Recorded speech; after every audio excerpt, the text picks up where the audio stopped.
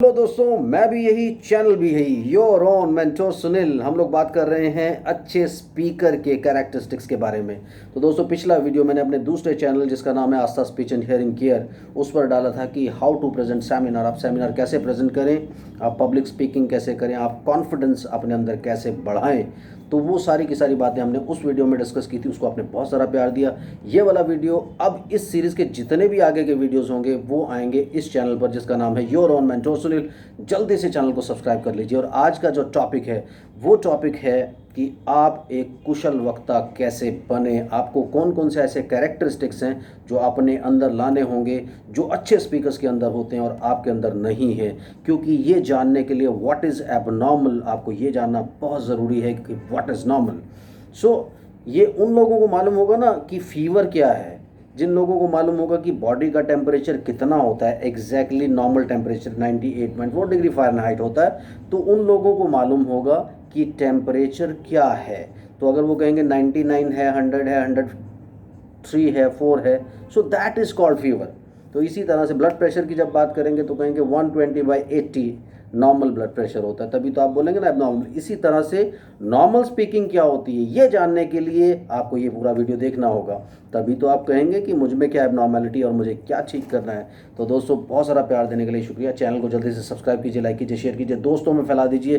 क्योंकि आप स्टूडेंट्स के लिए, कॉन्फिडेंस के लिए, सेमिनार्स के लिए, स्टेज स्पीकिंग के लिए, एक्टर्स के लिए, पॉलिटिशियंस के लिए ये चैनल सबसे ज़्यादा इंपॉर्टेंट चैनल बनने वाला है। सो मेंटोर सुनील यानी मैं शुरू कर रहा हूँ ये बताने के लिए आपको कौन कौन से ऐसे कैरेक्टरिस्टिक्स होते हैं जो एक नॉर्मल स्पीकर में होने चाहिए। सो दोस्तों, नॉर्मल स्पीकर का सबसे पहले क्या होता है कि voice should be clear and loud. यानी इतना लाउड होना चाहिए कि आपसे अगर 10 मीटर की दूरी पर कोई बैठा है तो आपकी आवाज़ उसको कंफर्टेबली ऑडिबल होनी चाहिए। यानी उसे ज़ोर नहीं पड़ना चाहिए आपकी आवाज़ सुनने के लिए, और आपकी आवाज़ क्लियर होना चाहिए। क्लियर मीन्स एक एक वर्ड उसको समझ में आए। तो दोस्तों, जब आप खाना बनाते हैं, अपनी मम्मी का खाना जब आप देखते हैं तो आप हमेशा कहते हैं ना कि यार खाने में तो मज़ा नहीं आ रहा। सो प्रेजेंटेशन दोस्तों, जब खाने में बढ़िया तरीके से गार्निशिंग की होती है, कई सारे मसाले डले होते हैं और प्रॉपर उसका एक टेस्ट आता है तो आपको आनंद आता है। ऐसे ही जब स्पीच होता है, यानी बोलचाल होता है, कम्युनिकेशन होती है, तो कम्युनिकेशन में भी स्पाइसेस ऐड करने पड़ते हैं। तो जब आप स्पाइसेस ऐड करके अपने कम्युनिकेशन को करते हो तो लोग बड़े गौर से आपको देखते हैं। अदरवाइज आपका रफ स्पीच होता है, कोई एक्सप्रेशंस नहीं, कोई बॉडी लैंग्वेज नहीं। यानी सबसे पहला जो कैरेक्टरिस्टिक है वो है, आपके पास माइक नहीं भी है, आपको बोलना है your voice should be loud and clear. इतना लाउड और क्लियर होना चाहिए कि लास्ट तक आपकी आवाज़ आराम से सुनाई दे। आपको अपना वॉल्यूम वैसा रखना पड़ेगा। Number 2, eye contact. आपको आंखों में, जब आपके सामने काफ़ी सारे लिसनर्स बैठे हैं, कभी इसकी कभी इसकी कभी इसकी, आप आंखें अपनी घुमाते रहिए और थोड़ा थोड़ा ऐसे बिहेव कीजिए कि अभी आप इस पर्टिकुलर बंदे को कुछ समझाने की कोशिश कर रहे हैं। उससे आपके कॉन्फिडेंस में और इजाफा होगा।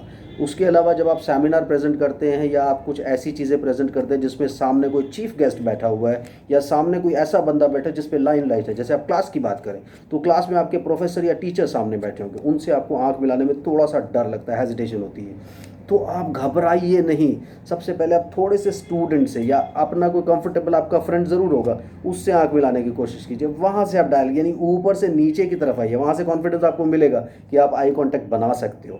फिर आप धीरे धीरे ऐसे बच्चों के साथ आइए जो स्ट्रेंजर हैं, फिर अपने टीचर से बनाने की कोशिश कीजिए। तो eye contact is very very important. उसके बाद आती है body language.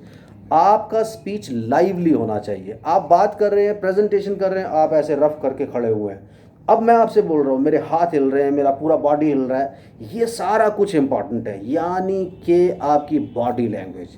So body language is very very important. आपको अपने एक्सप्रेशंस ज़रूर फेंकने होंगे स्पीच के साथ। आप देखिए, जब एक्टर होता है, कोई एक्टिंग करता है, तो कई सारे एक्टर्स की एक्टिंग आपको पसंद नहीं आती क्योंकि उनकी बॉडी लैंग्वेज कॉम्प्लीमेंट नहीं करती है उनके किसी भी डायलॉग को।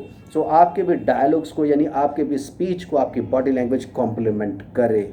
उसके बाद आ जाती है प्रोनाउंसिएशन। प्रोनाउंसिएशंस मीन आप उच्चारण कैसे करते हैं कुछ साउंड्स का। तो आपको इंग्लिश को पूरी इज्जत इंग्लिश के हिसाब से देनी पड़ेगी, हिंदी को पूरी इज्जत हिंदी के हिसाब से, या जो भी आपकी लैंग्वेज है, पंजाबी है, तमिल है, तेलुगु है, एनीथिंग। तो जिस लैंग्वेज में आप बात कर रहे हैं उस लैंग्वेज की प्रोनाउंसिएशन आपको एरिया स्पेसिफिक रखनी पड़ेगी। फॉर एग्जाम्पल, अगर आप यहाँ पर इंडिया के अंदर इंग्लिश बोल रहे हैं किसी के भी सामने और आप अंग्रेज़ों के स्टाइल में यहाँ पर इंग्लिश बोलेंगे तो उन्हें आधी बात आपकी समझ में ही नहीं आएगी। तो आपको अपनी इंग्लिश ऐसा रखनी पड़ेगी कि आपके आसपास जितने भी लोग हैं उनको आपकी इंग्लिश समझ में तो आए। So what is this man, आपको ऐसा रखना पड़ेगा, एक एक वर्ड उन लोगों को क्लियर हो। उसके बाद जब आप बात करेंगे हिंदी की या उर्दू की, तो आपकी प्रोनाउंसिएशन ऐसी होनी चाहिए कि आप एरिया स्पेसिफिक उसको रखें। सो जियोग्राफिकल एरिया का ध्यान रखते हुए आपको अपनी प्रोनाउंसिएशन रखनी पड़ेगी। उसके बाद चेहरे पर थोड़ी सी स्माइल रखिए प्रेजेंटेशन से, इससे ऑटोमेटिकली आपका कॉन्फिडेंस, जैसे अभी मैं प्रेजेंट आपको कर रहा हूँ तो मैं सीरियस होकर भी बोल सकता हूँ, लेकिन जब आप प्रेजेंटेशन करें तो चेहरे पर हल्की सी स्माइल रखें, उससे आपका कॉन्फिडेंस ऑटोमेटिकली इंक्रीज होता जाएगा। उसके बाद जब आप प्रेजेंटेशन कर रहे हैं तो बिलीव कि जो चीज़ आप प्रेजेंट कर रहे हो वो आपको पता है, उन लोगों को नहीं पता, आपको प्रेजेंट करनी है। तो आपका कॉन्फिडेंस लेवल लो नहीं होना चाहिए, उन सबसे ज़्यादा हाई होना चाहिए। तैयारी आपने की है, तैयारी उन्होंने नहीं की है। उसके बाद बात आ जाती है कॉन्सेप्ट्स की।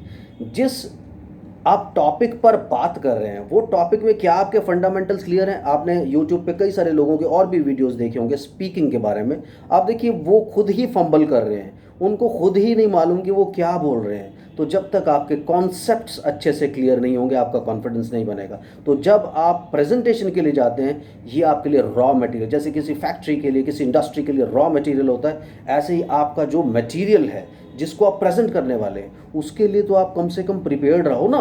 कॉन्फिडेंस तो बाद में आता है, आधा कॉन्फिडेंस तो आप वहीं लूज कर देते हो क्योंकि आपको अपना सब्जेक्ट मैटर नहीं पता। उसके बाद आ जाती है इन्वॉल्वमेंट। आप अपने लिसनर को अपने साथ इन्वॉल्व करने की कोशिश कीजिए, बीच बीच में आप उनसे सवाल पूछिए, क्वेश्चंस पूछिए। आप कई बार क्या करते हो, इन्वॉल्व नहीं करते हो उनको, आप आराम से अपनी बात खत्म करते हो, चले जाओ। आप बीच बीच में क्वेश्चंस पूछ सकते हैं कि has anybody listened about this, आपको पता है, आपको पता है, आपको पता है। आप इन्वॉल्व करेंगे तो वो एक डिस्कशन बन जाएगी, वो एक वन वे प्रेजेंटेशन नहीं होगी, वो कम्युनिकेशन बन जाएगी। कम्युनिकेशन और स्पीच में क्या डिफरेंस होता है? आप समटाइम्स स्पीच देते हो, speech means one sided communication, आप खड़े हो आपने स्पीच दे दिया। कम्युनिकेशन का मतलब क्या हुआ कि जब आप एक्सचेंज कर रहे हैं आइडियाज, थॉट्स और एक्सप्रेशंस का। स्पीच तो आपने अपने आइडियाज, थॉट्स और एक्सप्रेशंस डाल दिए दूसरे पे, उसने समझ लिया। लेकिन जब आप एक्सचेंज कर रहे हैं, एक्सचेंज हो रहा है थॉट्स, आइडियाज़ एंड एक्सप्रेशंस का, तो आप मान के चलिए कि आपको उसमें रिजल्ट बेटर मिलने वाले हैं। तो आपके अंदर ये सारे कैरेक्टरिस्टिक्स आना बहुत इंपॉर्टेंट है। फिर आपको अपनी नॉलेज बढ़ाने के लिए हर टॉपिक पे डिस्कस करना आना चाहिए, करंट अफेयर्स और दूसरी चीज़ें। आप अपनी नॉलेज को गेन करते रहे, क्योंकि आप कहाँ घबराते हैं? आप घबराते हैं वहाँ जब आपको आधी से ज़्यादा चीज़ें पता ही नहीं होती। आप जाते हैं, चार लोग बैठ करके डिस्कशन कर रहे हैं, आपको उस डिस्कशन का कुछ भी नहीं मालूम। तो ये बहुत ज़रूरी आपको ख्याल रखना पड़ेगा कि आपकी नॉलेज परफेक्ट होनी चाहिए। जब आपकी नॉलेज परफेक्ट होगी तो ऑटोमेटिकली, जैसे मैंने बोला, आपको कॉन्फिडेंस आ जाएगा। तो confidence and more over well beginning is half done. आप अपने टॉपिक को प्रेजेंट करने के लिए, स्टार्ट करने के लिए ऐसे ही स्टार्ट करें, गर्मजोशी से स्टार्ट करें। सबसे पहले, जैसे मैंने आपको अपने पिछले एक वीडियो में बताया था जो आस्था स्पीच एंड हियरिंग केयर पे पोस्ट किया था, कि आपको एक डीप ब्रेथ, जब तक आपका स्टार्ट नहीं होता आप डीप ब्रीथिंग करते रहिए, और लास्ट मोमेंट पे ठक ठक ठक यहाँ पर कुछ मत बजाइए। आप ये मत सोचिए मैं कर नहीं पाऊंगा, मैं कर नहीं पाऊंगा, मैं कर नहीं पाऊंगा। रादर अपने आपको कन्विंस कीजिए कि yes I will do it, मैं तो करूँगा ही सही। तो ये सारी की सारी चीज़ें आपके अंदर होना ज़रूरी है। आप कमेंट सेक्शन में अपने कमेंट ज़रूर डालिए, उन कमेंट्स से ही अगले वीडियोज़ बनने हैं, उससे आपके क्वेश्चंस मुझे मिल जाएं। एंड प्लीज़, आप कई बार पूछते हैं कि मैं सेमिनार प्रेजेंट करने वाला हूँ, फिजिक्स में कौन सा सेमिनार प्रेजेंट करूँ, उसमें कौन सा सेमिनार प्रेजेंट करूँ। तो मेरी ड्यूटी ये नहीं है कि मैं आपको seminar, I am not your professor, I am not going to give you any seminar. मैं आपको बताने वाला हूँ कि आप अपने किसी भी सेमिनार को कैसे प्रेजेंट करें, आप कॉन्फिडेंस कैसे, मैं आपको टिप्स देने वाला हूँ। वो टिप्स के लिए आप कमेंट सेक्शन में ज़रूर डालिए, ताकि मैं उन टिप्स के ऊपर और वीडियोज़ आपको बना के दूँ और आपके जितने भी क्वेश्चन हैं, जितनी भी क्वेरीज हो, वो सेटल हो। Thank you very much, thanks for watching. और दोस्तों को भी बोलिए जल्दी से सब्सक्राइब कर लें। Bye bye, your own mentor Sunil.